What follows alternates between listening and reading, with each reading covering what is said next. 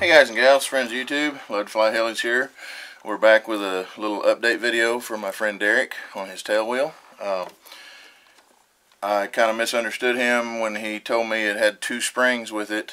I thought it was the one that I did the previous video on. But what it was two different springs, and the reason it had, he did tell me it had two different tensions, and that's why you only use one of them, so it's a different style. Derek, this is the one that you have right here, and I didn't think I had one, but I got to looking, and this is a dead plane, what's left of it, one of my friends a long time ago. Anyway, it has the very same tail wheel on it that you bought. It's just slightly smaller. Now, so you understand how it works, it's the same principle, but like I told you in the text a while ago when I talked to you on the phone, it doesn't work as well as the type I showed you in the previous video with the double springs. It has a little bit of give, but not as much. Now here's how it works. You've got your tail wheel mounted to the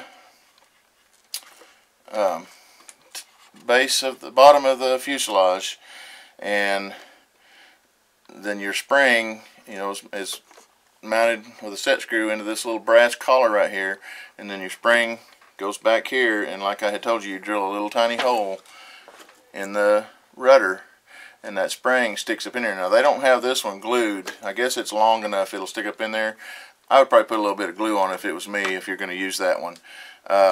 The mistake that I see they've made on this one, I don't know who built this plane, but here's the mistake they made. The wheel axle, or the collar right here where it swivels, that is way too far back. That needs to be right over the joint from the rudder and the back of the fuselage. Just like when you're putting on your control horns. That center line has to be lined up, and this is not working well because of that. But the center line of this part right here where the brass hub is goes right in line with the gap between your rudder and fuselage. So you need to move it forward from what this one is. But then the same thing, you fit it on there. You're still going to have to put blocks of wood in your foam plane to bolt this to, and then you'll need a wood source a little bit in the bottom of your rudder so you can drill a hole and put that spring in it.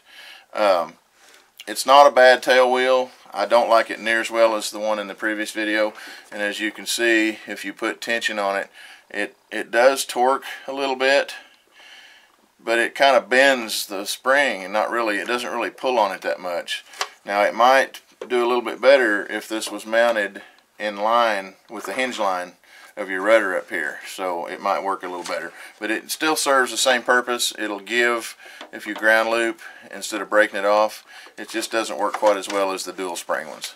But anyway, buddy, sorry I messed up on the first one, but at least you ever get one of them, you'll know how they mount too, and this one you'll know how to mount the one that you have right now. And it will work. It'll work fine, you know, but like I said, the other one would be better. I don't know how much you spent on it, but anyway, there you go, bud. I hope that helped you out a bunch. Don't work too hard tonight. See you guys on the tube. Thanks for watching.